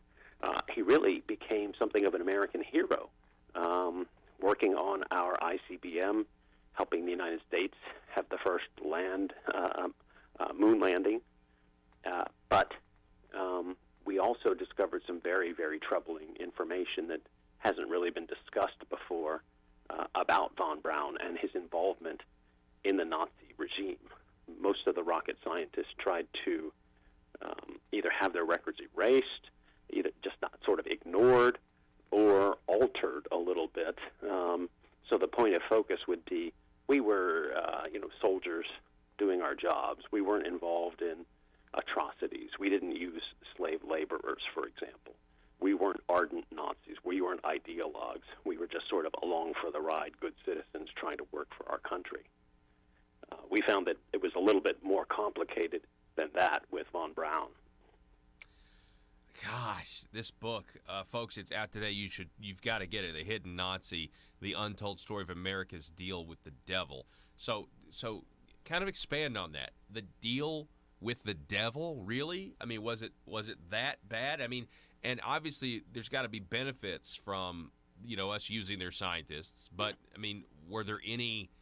When you say deal with the devil, you're just saying that it's morally wrong, or is it worse than even that? Well, so I'm careful, I think, in the book to say I probably would have done the same deal myself if I were in the situation of the U.S. Army, CIC, Counterintelligence Corps. Those are the troops on the ground who did the deal, I think, with Kemmler. I would have come to the same conclusion because Russia was going to be the existential threat. Russia could absolutely crush the United States, and their way of life, their philosophy of government was completely incompatible with ours. And these Nazis had been fighting the Russians for years. They had intelligence networks that were in existence that we could sort of adapt as our own. And what Kemmler brought, so we recruited lots of Nazis. What Kemmler in particular brought was the rocket team and all the technology of all the secret weapons. There were jet engines jet airplanes, Messerschmitts, that he was in charge of and had access to, radar, shaped charges, nuclear research. There are so many different threads, so many different stories developed in the Hidden Nazi, the book. It's just extraordinary. But we made a calculation, and I think the calculation was right, to strike a deal with him because the technology he had was so extraordinary. I think it helped us win the Cold War. I think the world would be a different place if we hadn't done this deal with him. Did he cooperate with the U.S. government at all beyond technology, specifically the Nuremberg trials? Well, that's a great question. In the book, The Hidden Nazi, we show that he surrendered. Then he was interrogated concerning missing funds, money, gold. He was interrogated in central Germany, which is where the rocket team was, and we believe at that point he was there helping round up some rocket scientists here and there who hadn't been surrendered to the U.S. And we can place him in Nuremberg on the eve of the trial. Now, what you can surmise from that, we don't have documents saying what he was telling the United States government at the time, but here's a guy who I think would have been the #1 war criminal, who's in Nuremberg, who never gets tried, who's reported suicide, who's reported dead, but we know he didn't die. So that just leads me to conclude he cooperated with the United States. He gave them testimony. He was helpful and got away with it. Wow. Folks, we're talking with Dean Reuter. The book is out today, The Hidden Nazi, The Untold Story of America's Deal with the Devil, centers around this guy I'd never heard of, this Nazi General Hans Kammler. You guys have got to get this book. Mr. Reuter, I appreciate you spending time with us today, and thanks for writing this. It's always, and I know you did a lot of research doing this, and I'm sure that you are really happy to see this all come to fruition. So thank you so much. Thanks for having me on, Paul. Absolutely. Dean Reuter, everybody, again, author of The Hidden Nazi, The Untold Story of America's Deal with the Devil. Check it out today. We're going to make a YouTube video of this. It'll be up at our YouTube channel, Conduit News. You want to subscribe and click the bell to receive notifications and share with your friends. We'll be back in just a moment.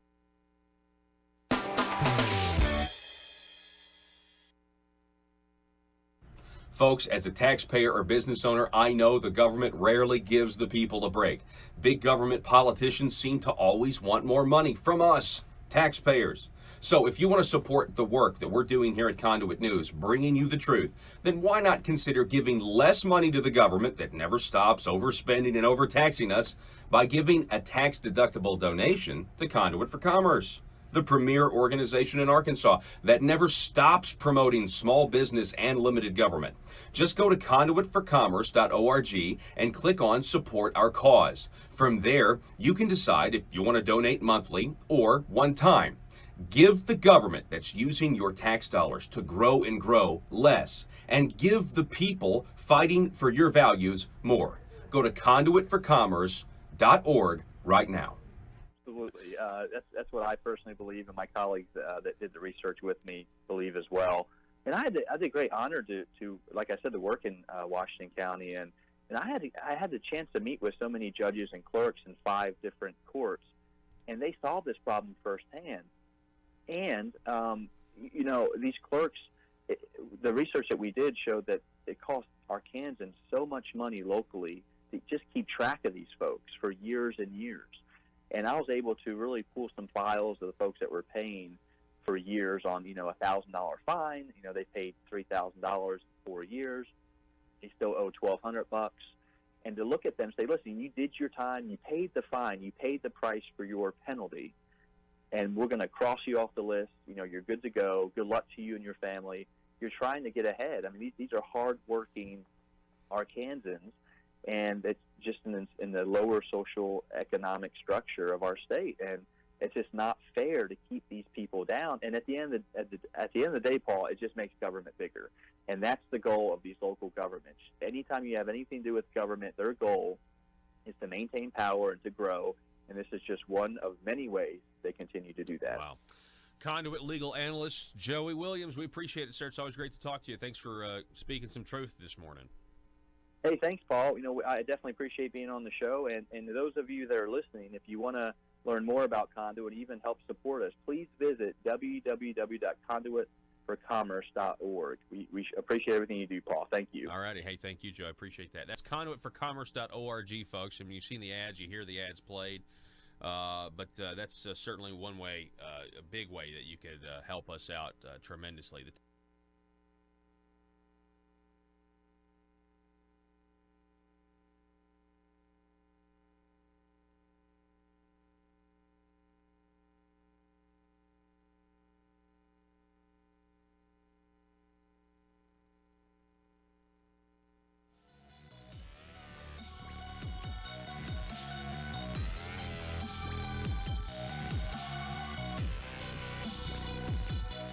Need your daily news fix?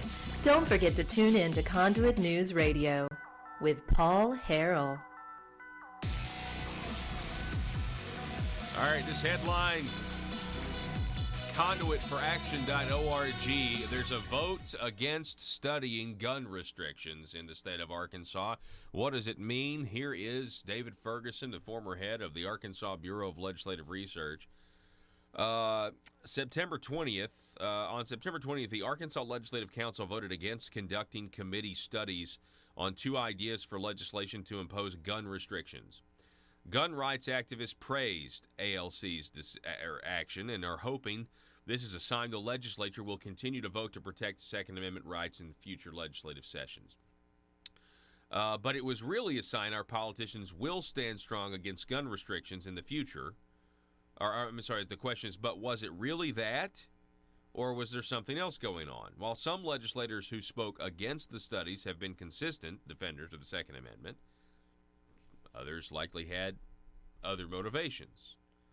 The two proposals. You had the Democrat Representative Denise Gardner propose 2 studies on the gun restrictions. The first one would have studied the creation of a robust background check. No thanks. Oh, and other conditions that are not conducive to responsible firearms ownership, right? Like requiring you to have a restraint holster before you can carry, like a certified holster, like a certified booster seat for your car or something. Senator Terry Rice, who is a staunch defender of the Second Amendment, he made the motion to reject both studies, which, by the way, doesn't happen very often. They just wanted to put it in interim study. That doesn't happen very often. I think some legislators can't remember the last time they rejected an interim study proposal. He said his view, the proposals were anti-Second Amendment. Other senators and reps joined in the discussion, and his motion passed by a divided voice vote. No record of the voting for or against. It's just what happens, right? Legislators objected to studies going on the wrong committee. Representative Garner wanted the studies to go to public health, so proposals could be portrayed as health issues instead of firearm issues. That's interesting. There were also political factors going into the vote. The wrong reason. Even if some Republican legislators have sympathy for Democrat restrictions on gun rights, they know this is certainly not the time to be on record supporting restrictions on gun owners. Why? Because it's election season. The time for filing as a candidate for election is just weeks away, November 4th through the 11th. Then there's the Republican primary, March 3rd, and the general election, November 3rd. Very interesting. So David Ferguson here is pointing out, and you guys check this out, it's up at conduitforaction.org, that, you do have Republicans that are staunch supporters of the Second Amendment, but there always could potentially be other motivations. You know what I mean? Always could potentially be other motivations. He concludes by saying, if you think the Arkansas Legislative Council vote means Arkansas legislators will never cave, you are mistaken. Remember, in 2017, some of the same legislators took a bill to allow college employees to carry a concealed handgun to protect themselves and their students, and changed the bill into a restrictive regulatory nightmare called enhanced carry. That is something to think about. But hey, in the interim here, the Democrats did get. We can't deny the Democrats got shot down with this idea. I mean, the Denise Gardner Democrat saying, "I think we need to have this an interim study. We need to study whether or not we need background checks here in Arkansas. We need to study whether or not we need." And of course, she's Moms Demand Action, Denise Gardner. We need to have the right kind of holster if you're going to carry. Make sure. Blah blah. There's more gun regulations. It's what it is. But this is Arkansas. This is definitely a pro Second Amendment state, a pro natural right to self-preservation state. That's given by God, not government. The telephone number 870-275-9799. Here is your meme of the day. I think. Yes, here it is. Man, this guy again. This guy is like. We're using the same one, but I mean, he keeps popping it. Now, you don't actually. Are you going to his page, or you're going through like a? I'm going through a whole feed called You're going. Okay, so on Instagram, we're getting these from a feed called Conservative Memes. So if you go to Instagram and you search for Conservative Memes, you can find a list. And, it'll be, okay, and the number 4 _ touchdowns just has some of the best ones on the internet. I mean, they really are good. He's the one we used yesterday. I found that one with the climate change, and the human sacrifice, making those connections with the weather and the Aztecs or Mayans. Here's this one, picture of Fry from the cartoon Futurama. If Democrats are so opposed to fossil fuels, why do all their kids work for Ukrainian gas and oil companies? That's real good. Why do so many of their children work for Uranian gas and oil companies? Well, because It's a massive, relentless deception. That's what this meme is exposing. Relentless deception and projection. We see that so much right now in the mainstream media with Trump and impeachment and Ukraine or whatever. It's relentless deception. You see it with Trump pulling the troops out. I mean, if you listen to the left complaining, they're now saying, how dare the president make a deal with Turkey that's got terrible human rights? Are you crazy? I mean, yeah, they're not, yeah, they got terrible human rights, but the people on the left were all for Turkey, right? They're all for Turkey. They're the same ones that have been like, no, you can't criticize Turkey. They're a NATO ally, blah, blah, blah. And now all of a sudden they're against their NATO ally. I've never seen anything like it. I mean, I know Turkey's not our friend, but you see these Republicans and these Democrats all just, they pile on and they completely ignore what the president's actually done, which is actually drop this quagmire in the laps of Syria, Turkey, Iran especially, and Russia, by the way, because they're not going to know what to do at this point either. And we still maintain our foreign policy, which is our new foreign policy, which is if you are a terrorist and you threaten the United States, we will bomb you back to the Stone Age and promptly return home in time for dinner. In time for a really good dinner, really massive steak dinner that contributes to climate change.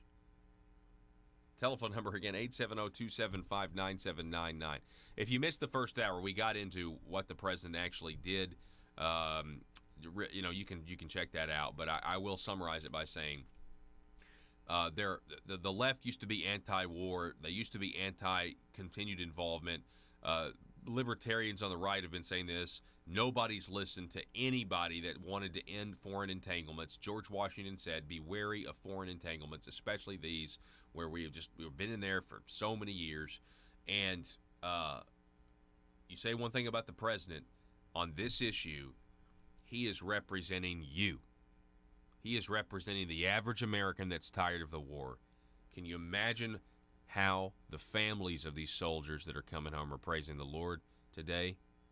I mean, can you understand this, right? And yet the media says that literally everything the man does is wrong, is evil. That every breath he takes is somehow an affront to the evolved sensibilities of American society. Telephone number again, 870. We're out of time for today, but we're going to post this meme of the day up at our Facebook or up at our Twitter page. It's at Conduit News on Twitter. Make sure you follow us there. Also, check out that great article by David Ferguson that's up right now at conduitforaction.org. It'll also be cross-posted here in just a moment over at conduitnews.com. Tomorrow on the program, we're going to be talking with a guy by the name of Doug Giles, who's the founder and editor of Clash Daily, co-author of the wild new book, Would Jesus Vote for Trump? I know. It's actually a topic I'd like avoided. Like, I don't even really want to, but you know what? I'm going to have him on. We're going to talk about it. Would Jesus vote for Trump? I mean, I'm kind of always weary of even having that kind of conversation because Jesus is the creator of the world, the King of Kings, and he transcends all of our politics. But it'll be interesting to hear what he has to say. Also, Family Council President Jerry Cox will be on there. We're going to be talking about Arkansas pro-life laws that are being challenged in federal courts. And once again, Pope County resident for Citizens from a Better Pope County, Larry Walker, will give us another casino update. That's all tomorrow on the program. Arkansas, we'll see you then. Be